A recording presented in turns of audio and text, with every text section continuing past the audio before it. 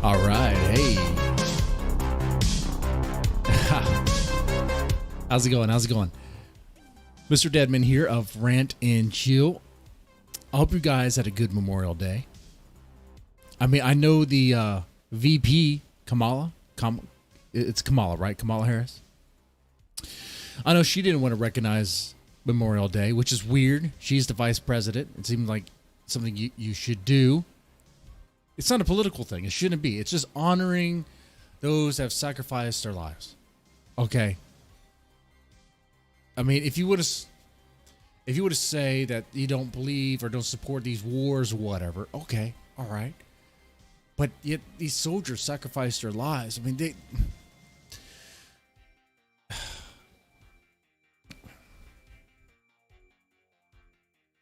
like World War II. Come on, man. If you just want to be disrespectful, be like, "Oh, it's all just a waste. Don't pay them any respects." What, you just go through salt in the wound? Be like, "Oh, so sad that your husband or your grandfather died in a war. That's so BS. So sad." Like, that's where people are right now. Or some people, anyway. You go on Twitter. I can't stand Twitter. Can't stand Twitter. It's a bunch of people that just hate everything, just want to tear everything down. Seems like, anyway.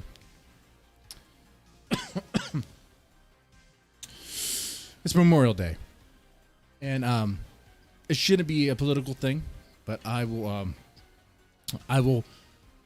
have a drink.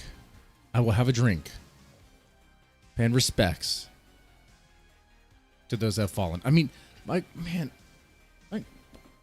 grandfather was in World War II. Okay? He didn't die there.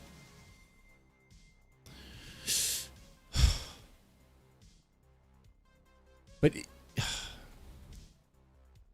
you know what? I want to say this too, because a lot of people are like, they hate America. A lot of people hate America now for all sorts of reasons. And America can be bullshit. But at the same time, most of the innovation that you see, where has it come from? I mean, where has it come from?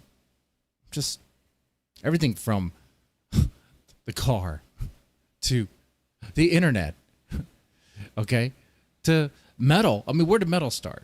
Huh? Where did metal start? Where did rock start? Where did blues start? Anyway, don't want to make it that sort of stream. But it, like I said, like if you live in a different country and if you have your own version of Memorial Day, I would say you should be able to celebrate that too.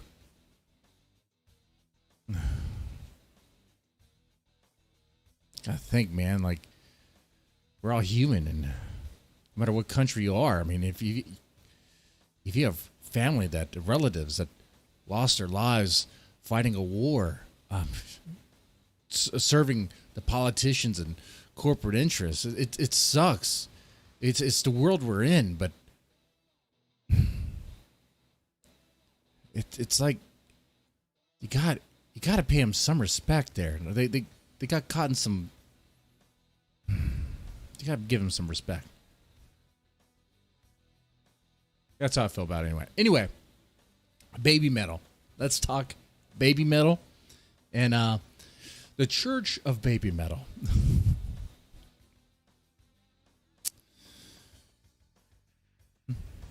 Baby metal haters. There's quite a bit of them. It's weird. Every now and then I'll see some people say, "Oh, baby metal's not metal." We talked about that before. Oh, baby metal's not even a real group or whatever. We'll tackle that. We'll explore these haters. We will. Let's start right off from the top. What is it? What? Baby metal is not metal. We've done this before. Very simply, it's what is metal? Like, what do you mean baby metal is not metal? If you hear a song like Megitsune, that's pretty metal. You could say it's industrial, but that's not what they're saying.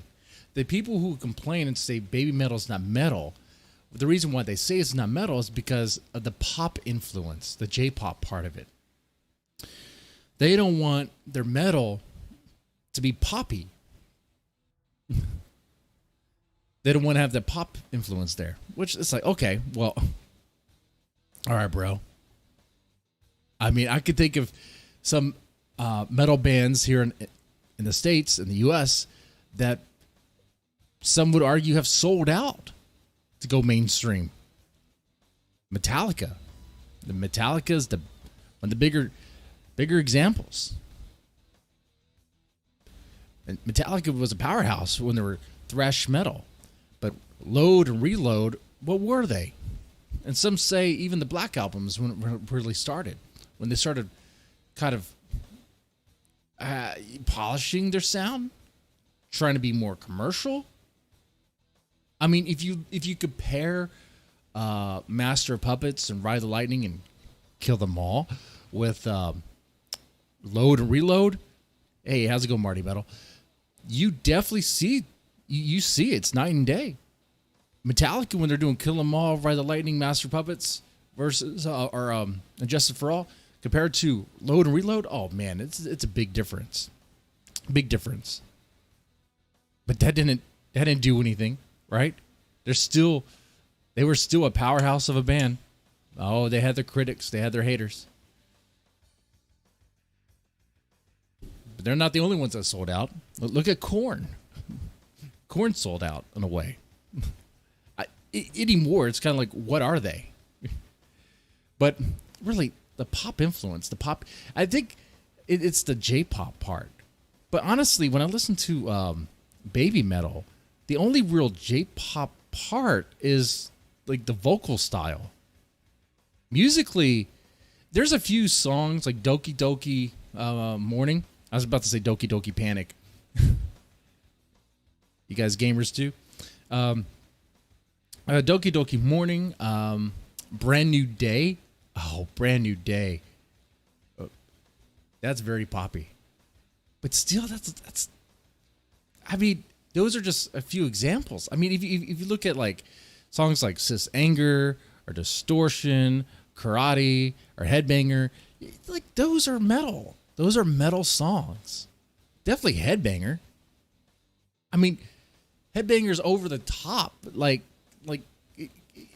it kind of reminds me of like something. I'm gonna throw.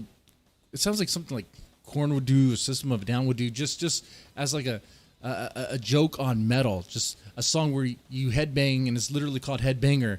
But you know, Baby Metal did it, and it did it well. And I might be getting lost in the weeds here, but what I'm getting at here is some people just do not like that J-pop influence. They don't like the combination of it. And they just can't get over it. It seems like a lot of people, those that do not like Baby Metal, it's just an adverse reaction towards the sound of the combination of the guitars, the drums, and all that with the Japanese voices, Japanese girl voices. BMD rocks. That's right. That's right. So if you, let's say, you know, a lot of these haters, if it wasn't for Sue, and Moa, and Yui, would they like it? I think they would. So what does that tell you there? That tells you a lot.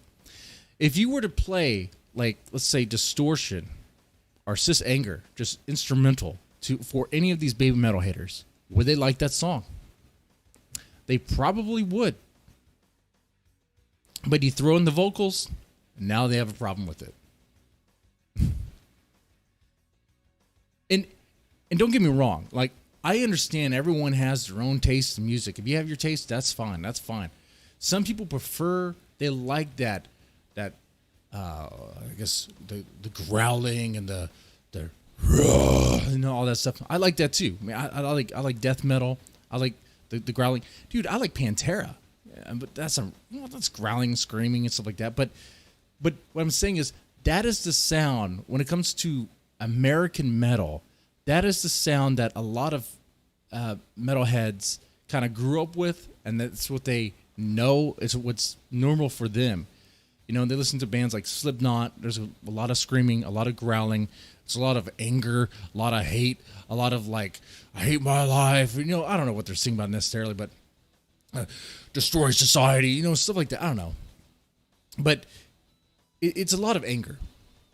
Baby metal's not coming from a place of anger. You know, baby metal's not growling. They're singing. They're singing. Very, very positive, very bubbly, exploding with positive energy. Okay.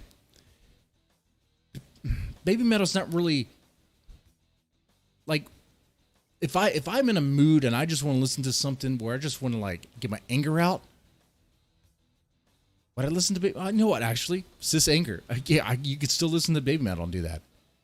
Oh my God, you still could.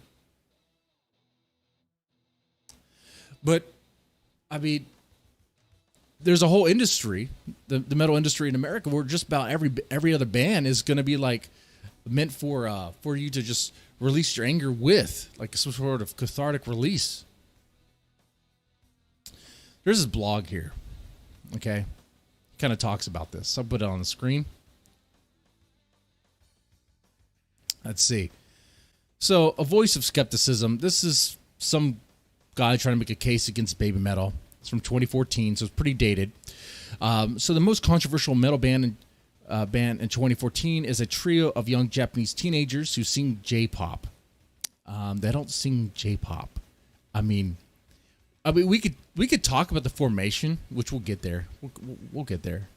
Anyway, it says, seriously, by now I'm assuming everyone is reading this has heard of baby metal, which, as much as I can tell, is the brainchild of a pop musician producer, Koba Metal, who thought he was creating a new subgenre of metal, combining cute Japanese girls with angry metal music. The result being baby metal, and their musical product is unfortunately less original than he intended. I think it's pretty original. Is there another band that really sounds like baby metal? There's one that I could think of, and I guess two, really. There's Lady Baby. That's the name of the band, right? Lady Baby. But from what I understand, Lady Baby, that they had Baby Beard in the group, but then Baby, or is that his name, right? It's an Australian dude, really big dude with a beard. He dresses up like a Japanese schoolgirl, and he's doing his own thing. And Lady Baby's kind of like, I don't know what they do now. Last time I checked one of their songs, they seem to be like, I don't know. They just seem like they're in a weird spot. I don't know. Anyway, so yeah, I was saying pretty original. I don't know of any other J-pop metal bands, and I just said J-pop. There is that there is that mix. Let's see. He goes on to say, and some J-pop vocals and guitars, and basically have the themes of Street Fighter 2. What is he talking about? Add some J-pop vocals and guitars, and you essentially have the themes from Street Fighter 2. Okay. I mean, the themes from Street Fighter 2 were great. Turn that into metal? Oh man. What? The Guile, he has a clip here of the Guile theme. The Guile theme goes with everything just about.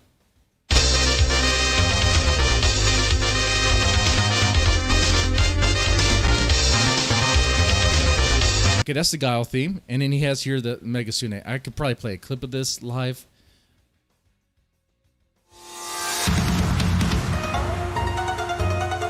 Yeah, I don't hear the similarities, but, whatever. Haters gonna hate. He goes on saying, by now it's probably obvious that I'm not a fan. Oh, gee. No way.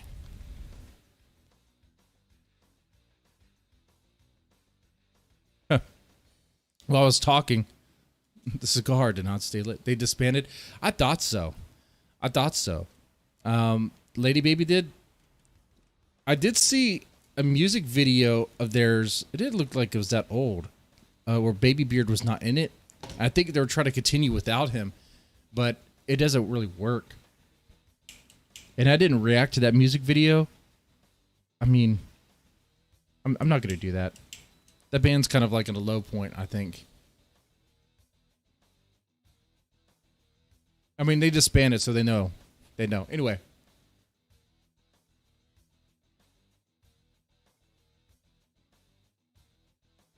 All right.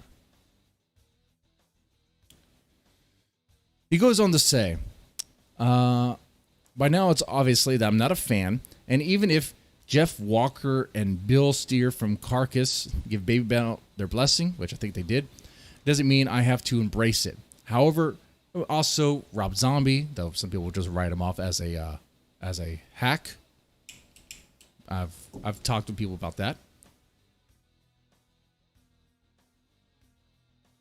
But even Rob Halford, Judas Priest, the frontman of Judas Priest, gave them their blessing, gave them his blessing.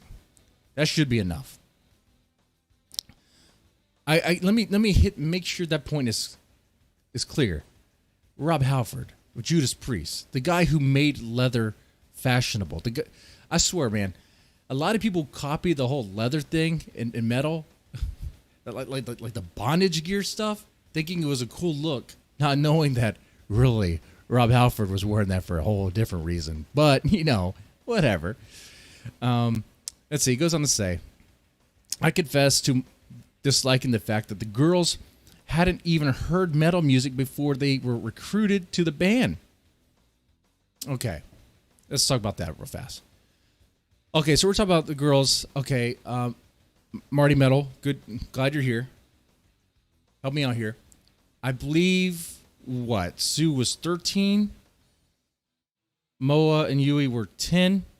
Little girls. Do they know metal? They probably didn't. Okay. That's okay. They're not the ones that are really playing the metal. The people that need to know metal would be the commie band. They would need to know. They would need to know how to play, and they do. They're the ones, like Sue, Moa, and Yui. Like, their talent is that they worked really hard with dancing and the training that goes in to get to getting down to dance routines, and I don't know exactly like the choreographic and all that stuff, and the singing. I mean, Sue has a great voice. Moa has a good voice too, by the way, but there's a lot of practice that went into that. We're talking about an early age too. I mean, so them not having listened to metal, that doesn't mean that they're not a metal band. Okay. I mean, lately I've been listening to Love Bites. In the front lady in Love Bites, she didn't come from. I believe her background's like soul and R&B, but she has a great voice. A great voice. By the way, actually, even some very popular bands, Love Bites, I think, should be a really popular band. Let's say like Ozzy. Ozzy didn't start out metal. He was like what's his story? It's been a while since he was like a singer. He was a hymner. I think I might be getting my stories confused. Maybe I'm thinking of Lemmy from Motorhead, who famous bassist, right? But he didn't play metal in the very beginning. It doesn't really matter, because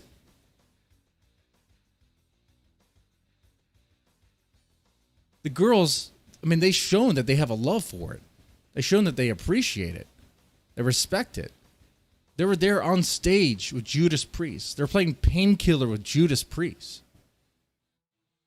I mean, what does BABYMETAL need to do? Do more collaborations? Hey, fine, do that. Do more collaborations.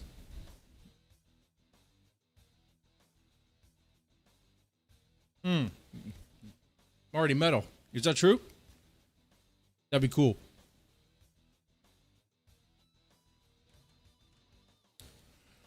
That is really cool.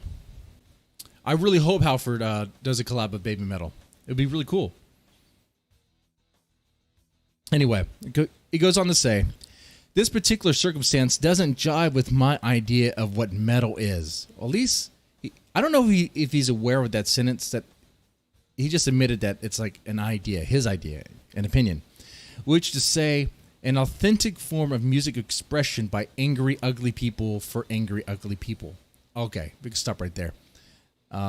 Okay, so this is like a very narrow, it's a very narrow mindset as about what metal is. And I understand it.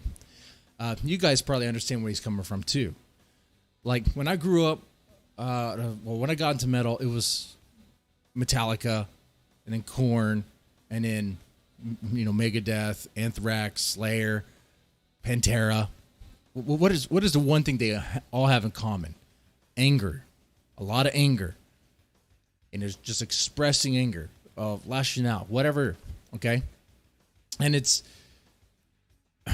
that when you think of metal, shit. When your parents, I remember when my parents would find out what I was listening to, be like, "Oh, you're listening to the angry music," when my parents found out that I was listening to White Zombie or Rob Zombie, "Oh, you're listening to that angry Satanist." Like, what are you talking about? He's not a Satanist. I don't know. But metal doesn't have to be that. Metal could be very positive too. Look at I'm not too aware of any American power metal bands. Maybe I should be. But there are metal bands that aren't just saturated with negativity. There are. I can think of. Let's say I can think of Iron Maiden. Iron Maiden's not. I mean, their songs are a little bit more uplifting. Or if they are singing, maybe they're singing about war. Yeah, that happens too. But it has a more like uplifting feel to it. Judas Priest, some of their songs, yeah, I could see it. You could say there's anger in a lot of Judas Priest songs, but there's also a lot of it's more constructive. It's not like the raw anger in, let's say, like Korn, or I don't know if those guys are really talented with their instruments. Probably not. I'm not dissing Korn. I'm just saying based on what I understand about them. I'm just talking about the early days. But when they were playing, like that tone, that image of that band. It was like, okay, yeah, that's angry people creating music for angry people. But for, like, let's say Judas Priest, I don't see it that way. My point is metal doesn't have to be that. And I think baby metal really shows. Not just baby metal, but a lot of J metal groups I've noticed, like Love Bites, on this channel. Oh my God, Love Bites reactions. I'm in love with that band. I am. It's they are very positive, very uplifting.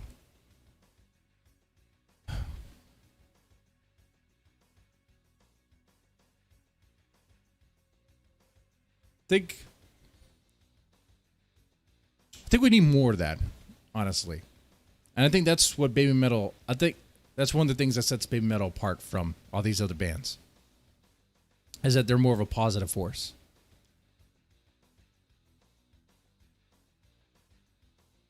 Made its early material was based on movies and TV shows. Right. That's true. And same thing with Metallica. They had some songs based on, like, it sound like movies and Lovecraft stuff,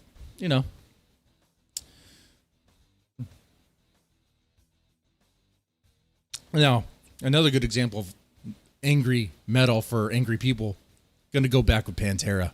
A vulgar display of power. What was it? What was the name of the album? That's not the name of the album. What is it? Something vulgar. God, you guys will correct me there. Brain fart, I suppose. I should know the name of the album because it is a pretty good album for Pantera. Anyway, but funny thing though, Pantera didn't start out an angry metal band. They were they were actually going to be a hair metal band, but that was short-lived. Anyway, let's see. I appreciate the desire to cross boundaries and redefine what metal can be. Does he? I don't think he does. But it just seems that every time a band reaches for something commercial, and by commercial, I'm pretty sure he's going to mean pop, even if it means commercial in Japan, are happy.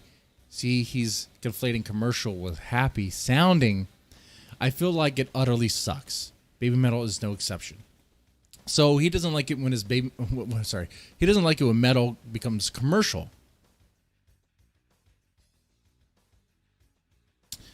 You guys watch NFL? You guys watch football? I don't know if you do or if you don't. Okay. But just about every game, you hear what? Ozzy Osbourne's Crazy Train. Yeah. Tell me about your metal becoming commercial.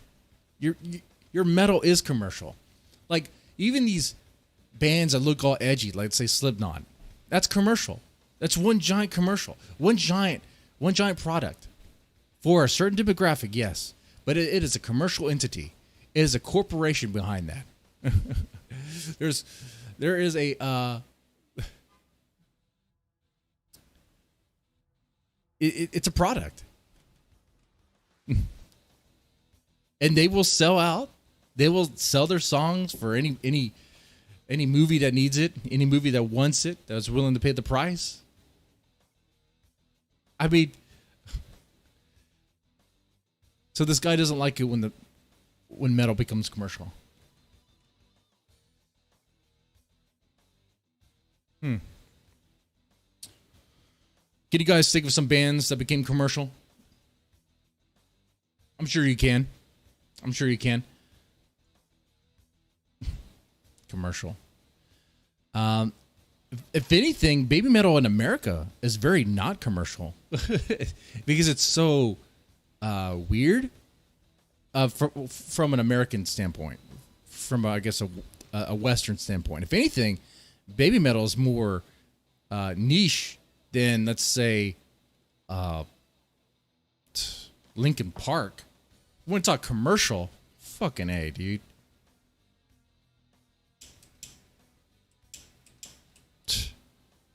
Or Korn. Come on now. Come on. Yeah, Pantera had to run angry after the glam metal. Yeah, that's right. It's being seen from Japan. Oh, hey, thanks.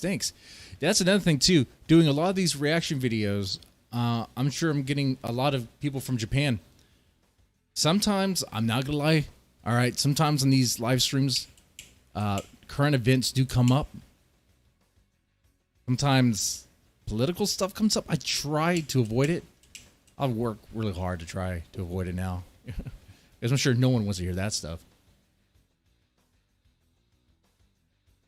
Man, this is not working. This is just not working. I need to relight it. What the fuck? All right, let's go on. What else does it say? Okay. It goes on to say that this isn't to say that I'm completely opposed to shtick or gimmicks in metal. Immortal is a freaking meme. King Diamond has been doing face paint since Merciful Fate. Ghost talks about Ghost. Yeah, okay, Ghost is another good example of a band that has an interesting sound and an interesting look, but there's metalheads that do not see Ghost as metal. I mean, Ghost's tone doesn't sound very metal, but the like if you listen to a Ghost song, it sounds more like rock. But the lyrics and the theme around it are pretty hardcore. Pretty hardcore. So I think because okay, I'm thinking here because even with Ghost, I've heard people classify Ghost as black metal, which is weird. Ghost is not black metal. What? But anyway, so the guy's talking about gimmicks and shticks and comparing it to King Diamond wearing face paint. and Ghost and all that. But let's see. He goes on to say that perhaps Ghost is a great point of comparison. Yes, Ghost is heavy on image, and their music is often derivative of Deep Purple or Merciful Fate, which is not a bad thing to be influenced by. And I like that tone. And you know what? I'm talking about Ghost. That's what sets them apart from everybody else. They have a sound that sounds classic. It sounds classic. That's cool, man. You don't need other bands that sound like Slipknot. Not everyone needs to sound like Slipknot or Disturbed. Okay? Not everyone needs to sound like them. Oh, you want to talk about a poppy metal band? Dude, Disturbed seems very poppy to me. If we want to start splitting hairs here about which band is poppy, like Disturbed is like commercial friendly music. It's not. I mean, what? I would still consider it metal. But if these guys, these haters, would have say, "Oh, baby metal's not metal because it's commercial," but I mean, Disturbed is like radio friendly. It's played all the time. What? What about System of a Down? I remember 2000s. In the 2000s, just about every radio station would play Toxicity. Would not stop playing Toxicity. The toxicity of our city. Yeah. That was commercial. Yeah. Anyway, he goes on to say, but ultimately, Ghost has also written memorable songs like Ritual, Year Zero, and the whole Satan thing, while Tongue in Cheek is deliberately not commercial in the sense that Give Me Chocolate is. So he compares it to Give Me Chocolate. And he goes on to say, because who gets offended by teenagers who sing about chocolate? Okay, all right. Well, all right. Well, let's look at that. So he doesn't like baby metal because baby metal is commercial friendly, or it's also because it's not very offensive, because they're singing about chocolate, they're singing about silly things. All right, so they sing about chocolate. But let's say Give Me Chocolate. Let's talk about that song. That song starts out very heavy. That song is very heavy. It's very thrash intense. The drums are intense. You're not gonna play that on an American radio station, at least not in Houston anyway. So that's already that's already less commercial than, let's say, Ghost or these other bands, whatever. You want to start making these comparisons. And all right, so yeah, so that the subject matter of the song. Baby metal karate. What are they singing about? What are they singing about? Like fighting, standing strong against an enemy. That's a good subject, good topic. You got Doki Doki Morning. We're singing about waking up late to go to school and hoping that you have a good day at school. And hopefully, you get your lip gloss or your lipstick on. That's still metal. I mean, it's funny. I see that's metal. Sing about lipstick and make sure your hair done for school. But what makes it metal is the whole package. It's not just the lyrics. If one just go by the lyrics, I mean, you could look at like Rammstein. Most of Rammstein's songs are, well, actually, let me stop myself there. Well, I'll stop myself because Rammstein, a lot of their lyrics, some songs, depending what song you choose, can be kind of like, is this a love song? Like, what are they singing about here? But other ones are really kind of taboo and like kind of messed up. So I'll stop myself there. But it seems so silly. Oh my God, these little girls are singing about chocolate. Ooh, who cares? Well, how many songs do you have to hear about your emotions? How many songs do you have to hear about want to rage and kick ass and punch someone in the face? I mean, I'll listen to a Five Finger Death Punch song every now and then, but like it doesn't do anything for me because, like I said, I already listened to Pantera. I listened to Damage Plan. You guys know Damage Plan? It was a side project from Dimebag Darrell before he died. was a pretty good album. But all the songs are about kicking ass. Every song was about kicking ass and just being pissed off, mad about it. I mean, just about every fucking American metal band is singing about being pissed off and fucking mad about it.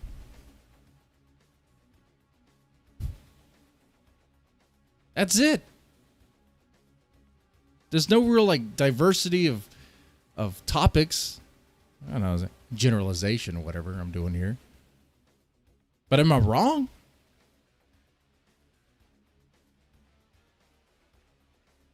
Am I wrong there? Give Me Chocolate is deeper and more sinister than most people know. Oh.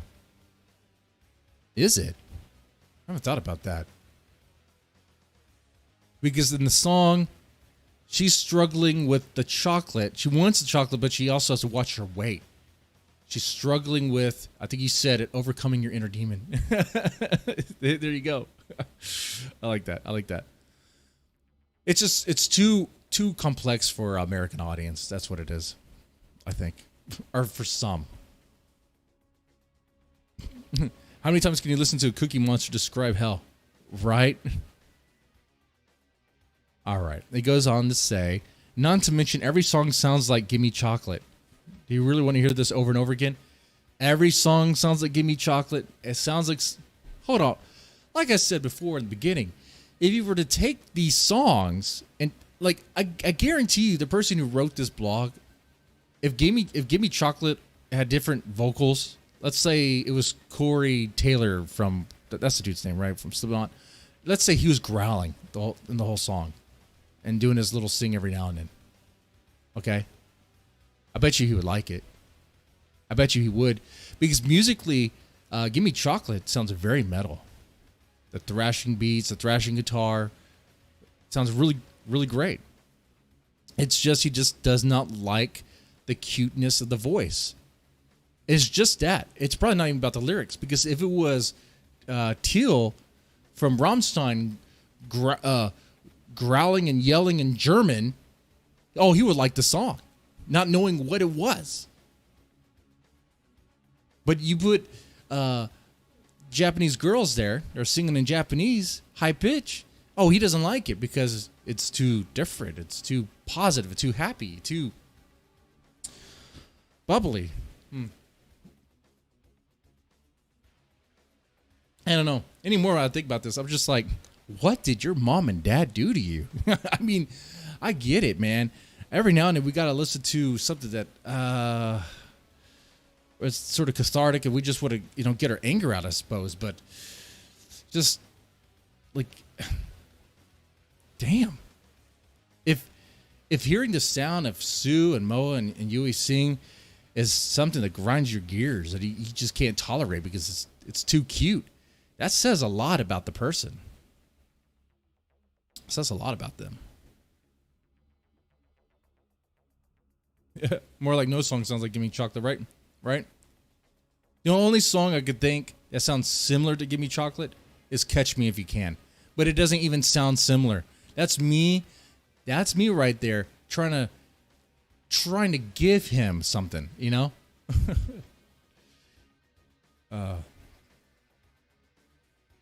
I mean, you could listen to Karate and then Gimme Chocolate. They sound totally different. Or Megasune or Ein, if I'm pronouncing that right, are oh my god, can I say this one? Fuck, I'm not gonna be able to say it off the top of my head. The one about bullying. I'm not gonna be able to say that song on the top of my head. The one with the flying V's in the music video. You know which one I'm talking about. Anyway, he goes on to say, I think the biggest problem I have, actually, it's not that they are a gimmick or that they perform a style of music that I'm not particularly into. It's that everything is the gimmick. And beneath the gimmick, there is nothing of substance. All right, I knew we were going to go here. A gimmick. So, he doesn't like Baby Metal because it's a gimmick. The whole thing's a gimmick. And beneath the gimmick, there's nothing of substance.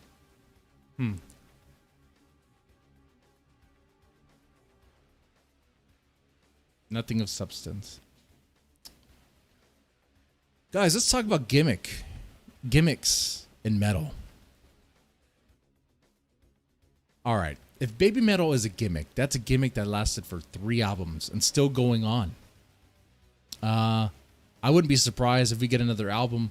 Are we gonna get another album next year? I mean, Baby Metal's going strong. Baby Metal's going strong. They're going really hard. But anyway, it's not their gimmick. It's their sound. It's their sound. Like, saying Baby Metal is a gimmick is like saying Rammstein's a gimmick for their sound. I don't know if you guys are big Rammstein fans. I used to be. I sort of am. I kind of... the reason I'm hesitating is because when I start realizing what they're singing about, I'm like, maybe not. I'm not cool with incest. You know what I'm saying? But, it's Rammstein. I like the riffs, and that's what I'm getting at.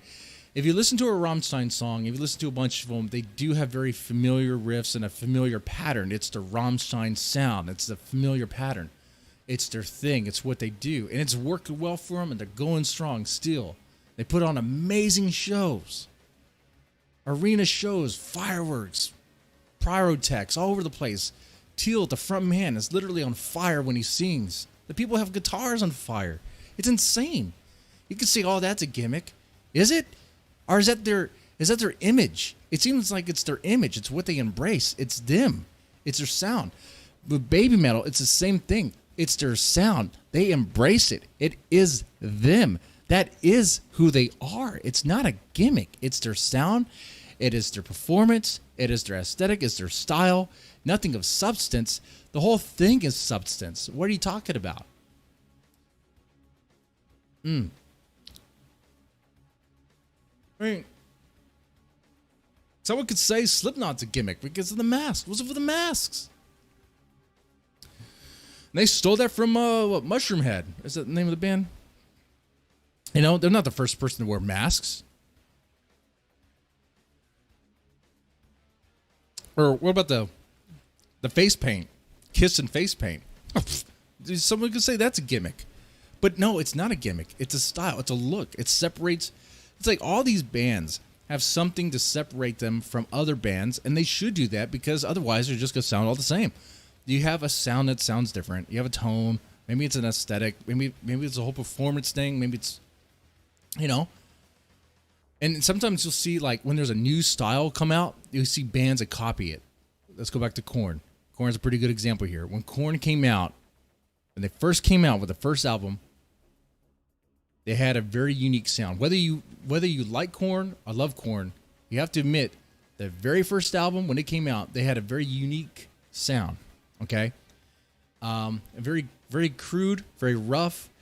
It wasn't something people heard before, really, and it seemed like it came from a raw place of anger, And the way the band looked, too. They looked rough. They looked like they just came off the street and were playing. They looked like they're literal, like, meth heads, dope heads, whatever, in L.A.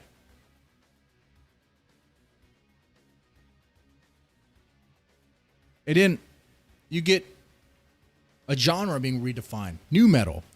And you get these other bands that come out from the woodwork trying to copy and emulate. So many bands, I can't remember their names. God damn. I should have prepared a list for this. How many people can name? Can you name a name of a band that was pretty much a copy of Korn? Okay, or okay, we could do this with Metallica if Korn's not something you guys are into. When Metallica came out, there's many bands that came out too that were very much like Metallica, very thrash. They're into thrash.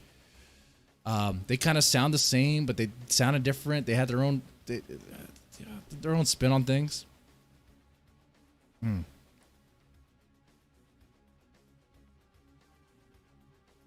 even that example, a lot of those bands, they faded, they disappeared, became kind of obscure.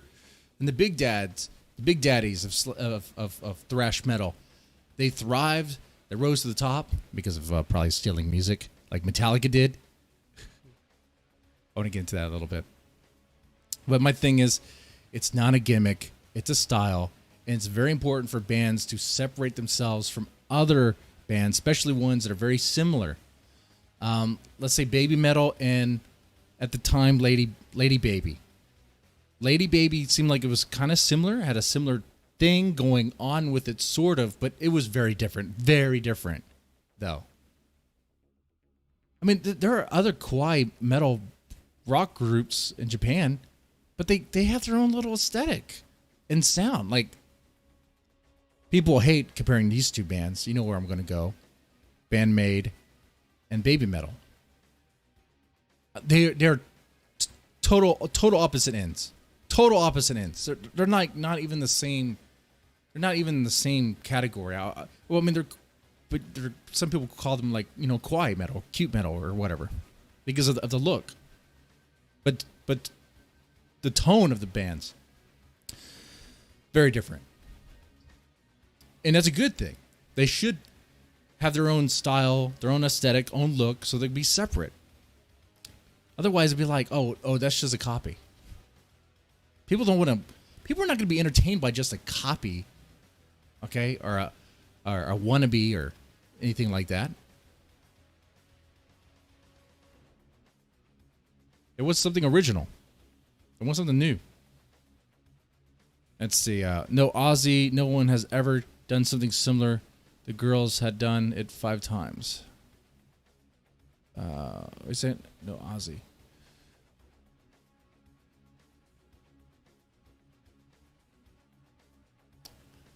Oh, I'm not sure. I was just reading the chat.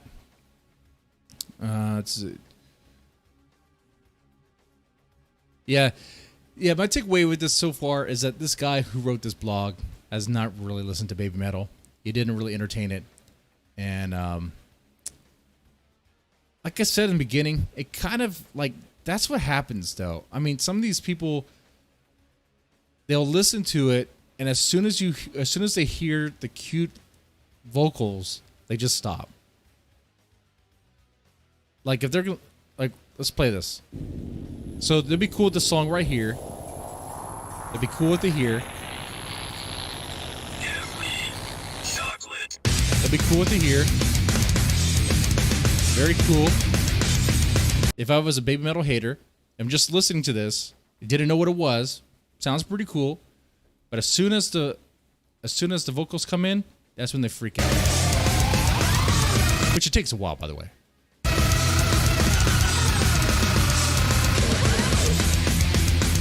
Man, that Give Me Chocolate's a good song.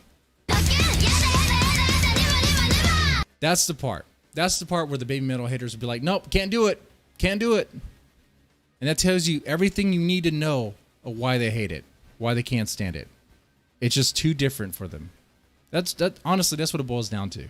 It's just too different. And everyone has their own taste. Everyone has their own taste in music. I mean, I mentioned bands you guys probably don't care for, like Korn and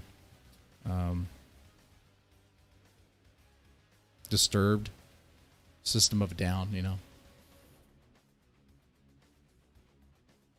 I'm trying to get my butane lighter refilled. That's what I'm doing right now. Normally it's all taken care of. Whoa, that's good. There we go. There we go. This will stay lit this whole time. I'll make sure of that. Okay. Anyway. So, let me interact with you guys in the chat. What are some other things BABYMETAL haters like to say? What do they like to say?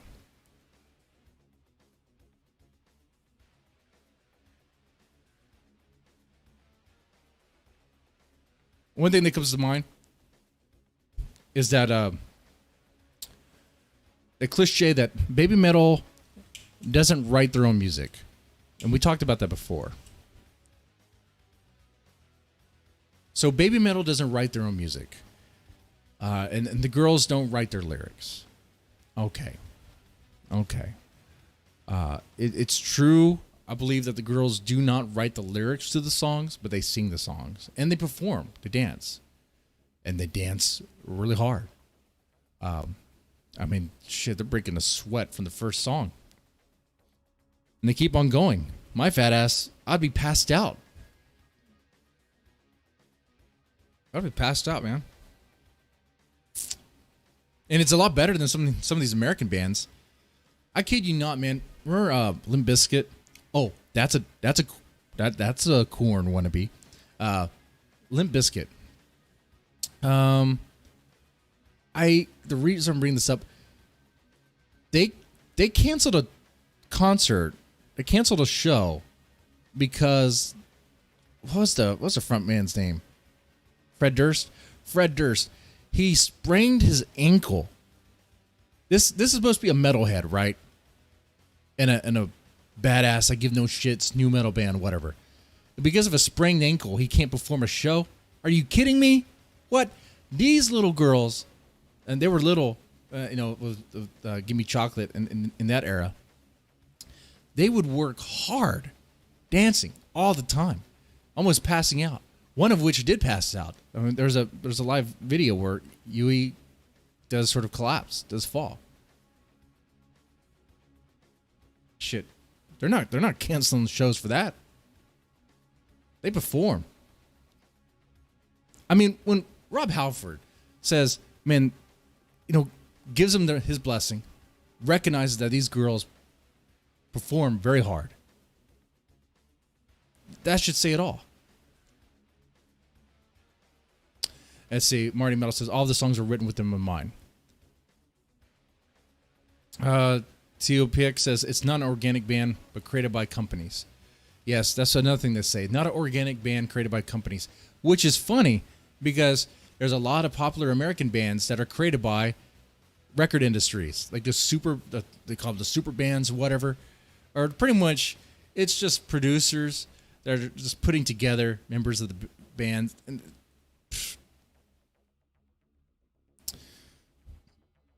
but let's talk about it real fast, because that's the one area that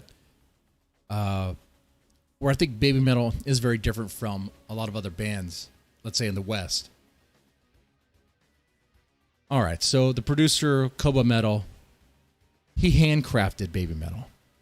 He picked Sue, Moa, Yui in 2010, out from the idol group, Sakura Gakuin. Am I saying that right? I'm not sure. But he handpicked them out. And this was a risk. He had this idea about taking these girls, these idols, and combining it with metal. Very risky, had a shoestring budget. But it turned out it worked well. So compare that to, let's say, the early days of Metallica, when they are early days of any sort of grassroots like metal band, where they form, they somehow manage to form, meet up. They're playing in warehouses or someone's garage or whatever, and they're starting to they're trying to get to the motions. They're trying to get to a lot of stuff, iron out a lot of kinks. If you compare that to how Baby Metal formed, there is a huge difference. And one does seem more like top-down approach, and one seems more like a bottom-up approach. But even with that said, just because Koba Metal handpicked Moa, Yui, and Sue doesn't mean that those girls weren't training very hard to be the performers that they are. I mean, they're still training very hard to be the performers that they are. I mean, just like how indie bands will form, and there's a lot of respect to that. It's a lot of hard work. Indie bands will form. They'll go through all the bullshit and the drama. There's always drama in bands. And they'll still play in dingy places. They will go on tour with their own money, being very broke, not knowing if they're going to make it. And there's a lot of respect and pride in that, like I said before. Those guys, they have to work on their talent. They have to work on their craft. They have to navigate harsh situations. Let's say with Sue, Mo, and Yui, they have to train. They've been training since they were 10. Like I said, Sue was 13, 16? 13. They were training since they were young. They've been practicing. They still do that. You could say one's harder than the other. One requires more individual, I guess, budget. But yeah, there's differences there, but it doesn't mean that Baby Metal, like, it doesn't mean like the girls didn't put in the work. And it definitely doesn't mean that the calming band behind them didn't put in the work. Like, how did they start? What's their origin? Where'd they come from? A lot of those guys, which I haven't really looked into all that much from my understand, they come from other bands. Like, they've done the work too, which is why they play well. Ponyboy Curtis, hey, how's it going, man? Oh, I did a reaction video to one of your suggestions. Yeah, I've been reading the comments. Some people have been saying, bro, do you even read the comments? We've been giving you suggestions, and you're not even doing them. It's like, okay. What happens is I do a lot of reaction videos, kind of like I sit and I'm doing them, and then like, okay, now I can go through the comments. So a lot of those reaction videos were already recorded when I found the time to do it. So what I'll do now, though, is I'll pretty much go through the comments section, and anything suggested to that, I will go with the link and react to that. Okay, not read the song title and search it and then react to it, because I might get like the bad version or something. I'll just click the link. That's something else. But anyway, I think you recommended the Love Bites Swan song, which was really good, really good. But he says, one Japanese band I haven't really gotten into, but tons of people suggest, is BABYMETAL. I've heard of BABYMETAL. I'm already a fan of BABYMETAL, but I would love to react to more BABYMETAL. I got to tell you, man, I've like a lot of these bands I really do enjoy. Like, it seems like Japan is on fire when it comes to metal, and I don't know what it is, man. Like, in America, metal bands just have to sound like they're pissed off and mad about everything, right? I said that before. Sound like they're disturbed, and they have to look like they might be on meth. A lot of these American metal bands. I mean, that's what it is, right? But like the Japanese metal bands, they look clean. They look professional. They look like they like what they're doing. They don't look like they are like disturbed or like they don't look like they're saturated in the fuckery of life. You know what I'm saying? Though there are some, I guess, exceptions. Like I don't know. There might be some J metal bands that are kind of, I guess, it just kind of have that like a dirty look. Feel free to recommend them. That'd be interesting.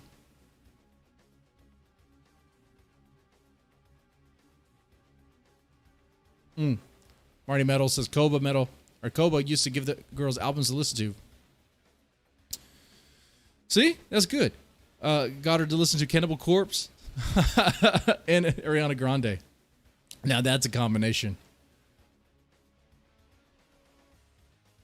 That is a combination for sure.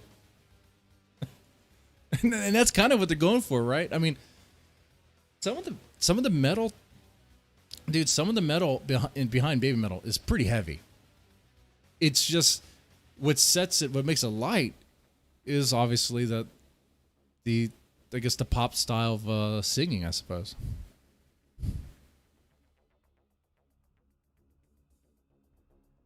Yeah, I'm 2 hours ahead of you.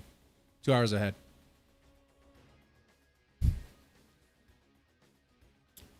All right. I think with 2 hours, it might be 1 hour. It is 10:33 right now. Okay. Now I still want to talk Baby Metal, but at the same time, need to do this morality quiz. Because that was on the screen. That's on the list here. Morality quiz. I don't know if you guys ever done this before. This was suggested to me. So, the Moral Machine. Welcome to the Moral Machine, a platform for gathering a human perspective on moral decisions made by machine intelligence, such as self-driving cars. So, we show you moral dilemmas where a driverless car must choose the lesser of two evils, such as killing 2 passengers or 5 pedestrians. Oh man! All right, this should be Don't judge me judging this. All right. All right, we have a situation where we have a car that's going to collide right into a barricade and kill everyone inside the car. Then we have a car that's just going to, or you can choose the car to kill the pedestrians and save the people in the car. So what do you choose?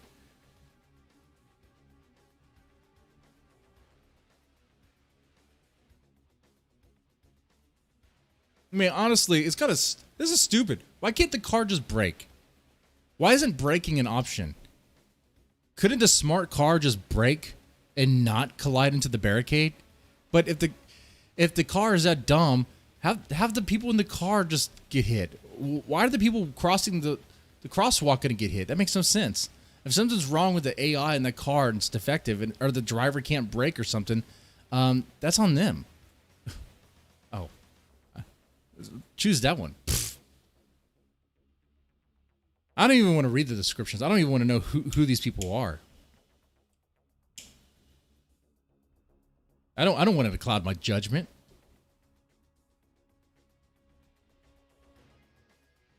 Oh, they played in BABYMETAL played in Houston twice in the past 3 years. Well, you know, they did, and I was like, I don't know if I could afford.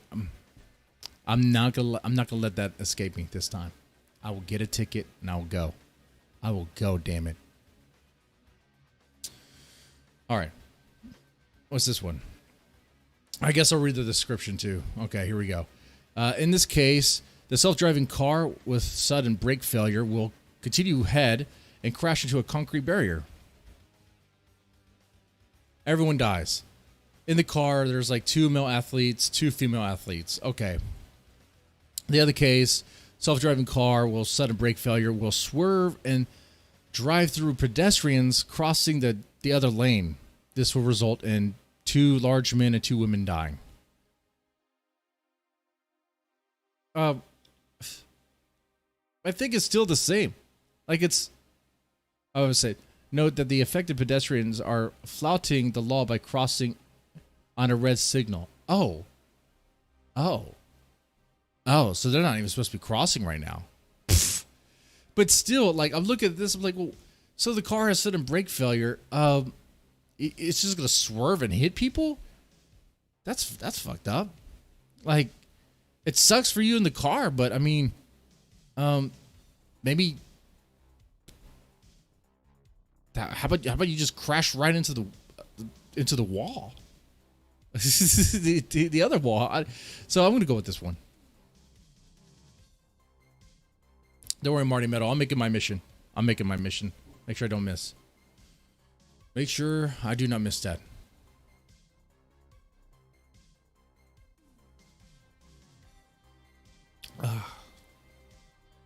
Gentleman Jack, by the way. Anyway. All right, what should the self-driving car do?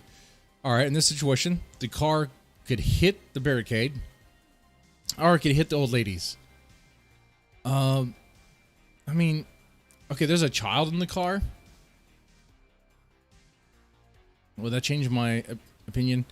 In this case, the self-driving car with sudden brake failure will swerve and crash into a concrete barrier. This will result in dead 1 boy, 1 woman, and 1 girl. This one, in this case, the sudden brake failure continue ahead through pedestrian crossing will result in 1 man, 1 elderly woman, and 1 woman. Note that the affected pedestrians are flouting by crossing a red signal. Like, that information is interesting, but it's not like the self-driving car would know.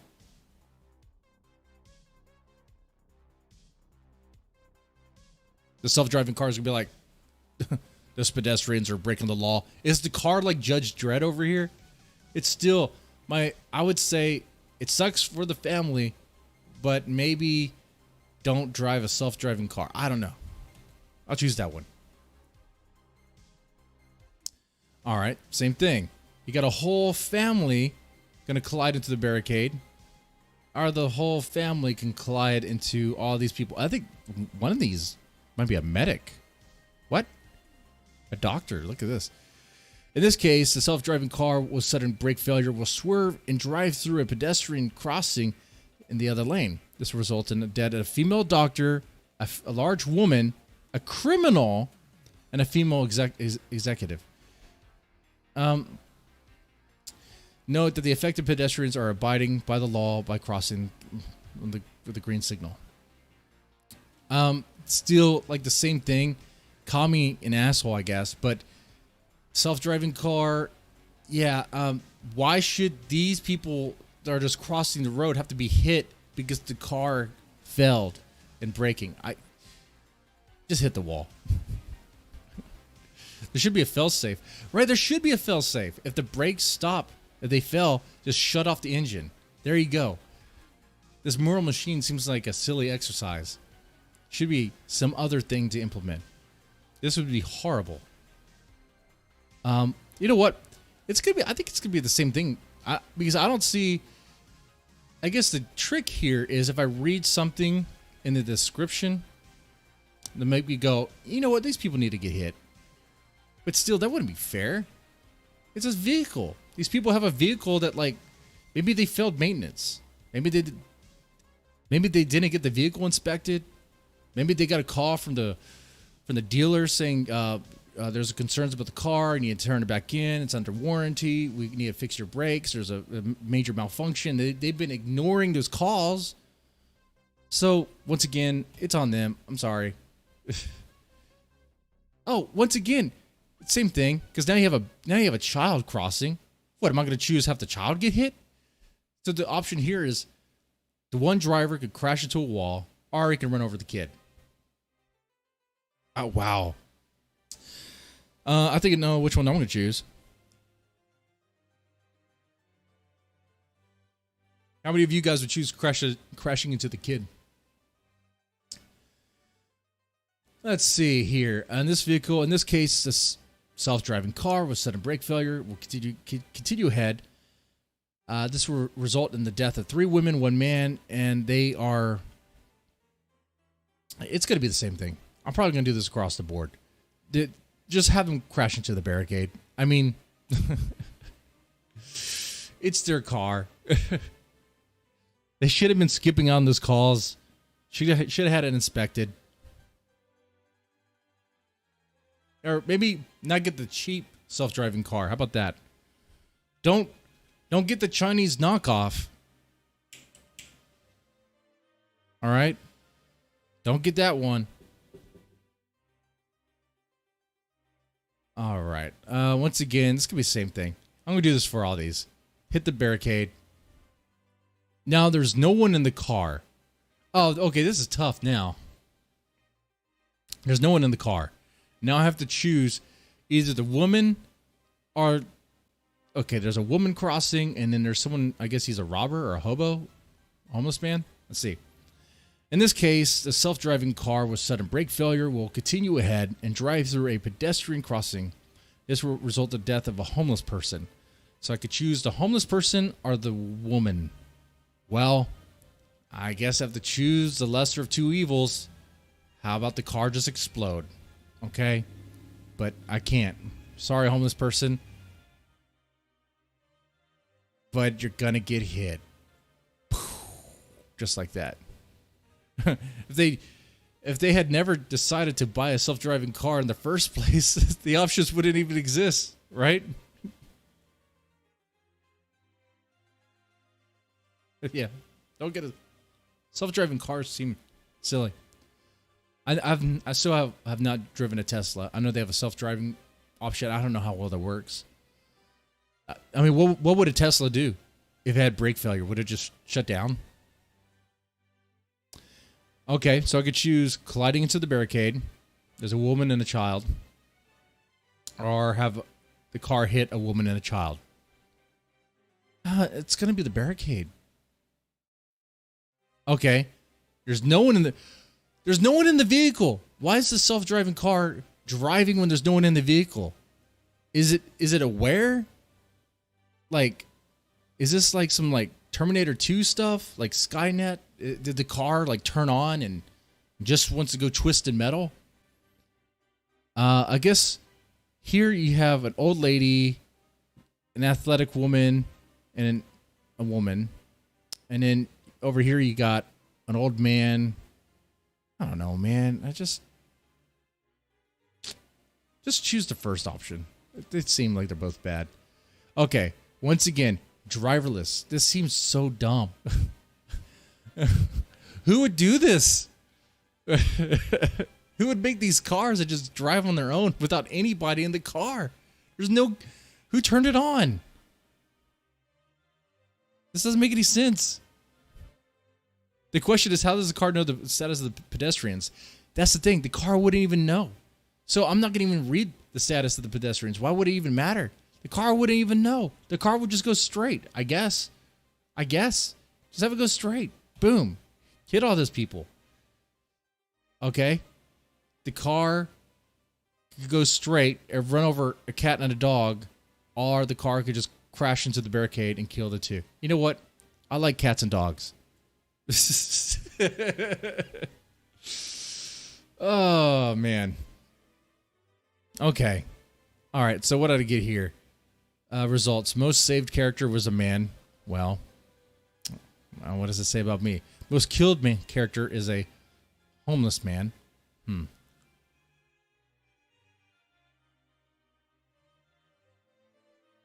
All right. Let's see. Saving more lives. You. I'm kind of like in the middle. I'm in the middle. Other people were kind of matters a lot. Okay. Protecting passengers. You does not matter. Yeah, I don't care about the passengers in the car. They chose that car. They chose that car. Okay. Upholding the law. I didn't care about that. I was concerned about these idiots chose the car. They didn't get inspected. The brakes failed. Okay. I mean, come on. They got a discount self-driving car. And some of these cars are just driving on their own, man. Let's see. Avoid intervention. I was on the path of matters a lot. Gender preference. Apparently I had a preference towards females. Look at that.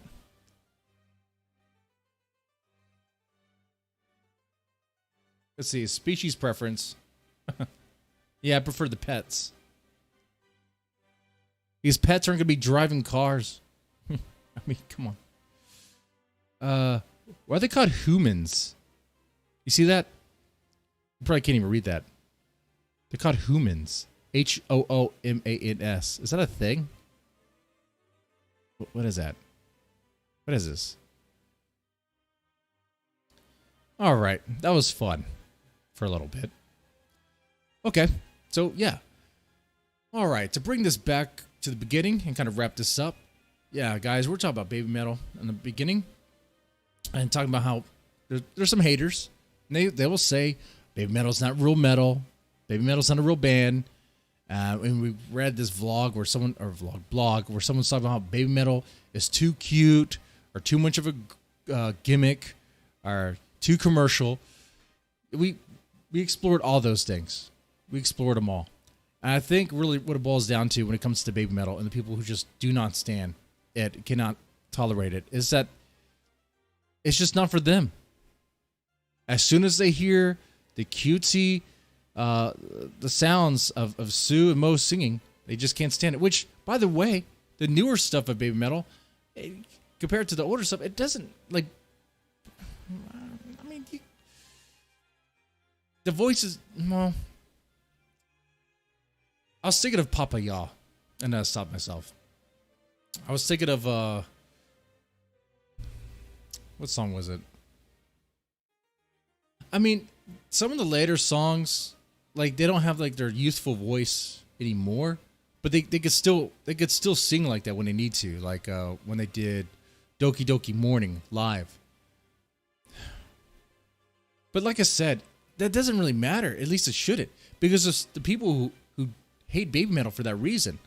Like, if it wasn't for the vocals, they would like it. If you take Give Me Chocolate and you replace the girls with Teal from Rammstein or Corey, whatever his name is, from Slipknot, they would probably like it. But you replace it with Japanese girls, they can't stand it. And I'm not gonna say it's like a misogynist thing. I'm not gonna say that. I don't know about that. I mean, I don't know about that. It's just I just think it's just they just can't for some reason. It's just too different for them, and they just can't. They just can't do it because it's not masculine. It's not manly. It's not metal. It's not angry. It's not like the typical American depiction of metal. Gotta expand your horizons, expand your definition of that. Seems very narrow-minded, but that's just me. Last thing here, there's a Baby Metal Sucks Facebook group. There's a Facebook group dedicated to how Baby Metal sucks. It formed in 2014, and their last post was in 2018. Because it's really hard to have my thoughts on this, the reason why it's not very active right now, and the reason why when I go scroll through the posts, I see nothing really other than occasional posts of like ask the admin or occasional photo or something, is that it's hard to have a group that's founded just on hating a band like Baby Metal, where it's just, I mean, that's my opinion, and I'm based on what I see here. All they say is Baby Metal sucks. They don't say why. They don't explain anything. They just say it sucks. That's it. In the meantime, Baby Metal's still going hard. So let me go ahead and wrap this up. One of my thoughts here is that it doesn't really matter what the haters say, right? I mean, this is this whole thing. We should have kind of fun with it. But haters are going to hate. They're just not going to like it or whatever. That's them. Maybe one day they'll change. I don't know. It happens. I think that some guy did a live stream or a video on another channel. I think his name was Matt Metal or something, Matt World, whatever. He hated Baby Metal, but he started coming to liking them when they collabed with Bring Me the Horizon. That's the name of the band, right? Anyway. So yeah, maybe they'll change, maybe they won't. It doesn't really matter. We like the band, we like them, and we'll just keep on spreading the word. Well, I see Marty Metal. There's not any kid voices on MG because there's not any kids in Baby Metal anymore. Exactly. Metal Galaxy, they are sounding more like, I mean, the girls are growing up. They're growing up. That one song, I can't, for some reason, I can never remember its official title. The one called Tattoo. I'm trying to think of its official title. You know what I'm talking about. That one, when I first heard that, I was like, oh man, that's pretty good stuff. I mean, that's something that even I would imagine Baby Metal haters would listen to that and be like, okay, maybe I'm wrong.